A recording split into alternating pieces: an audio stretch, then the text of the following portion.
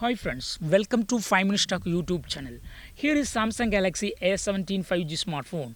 In this video, you will learn how to activate data switching between SIM1 and SIM2 when SIM1 is not available for data or SIM2 is not available for data.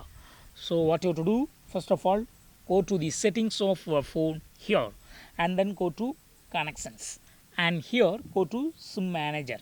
And here you will find the option called data switching and backup calling. Just to turn on this button so that data will be switched between the SIM if particular SIM data is not available at particular moment. Okay, so you can use seamlessly data without any interruption. Okay, so in this way you can easily activate data switching and backup calling in your phone Samsung Galaxy A17 5G smartphone. That's all friends. Thanks for watching. Bye.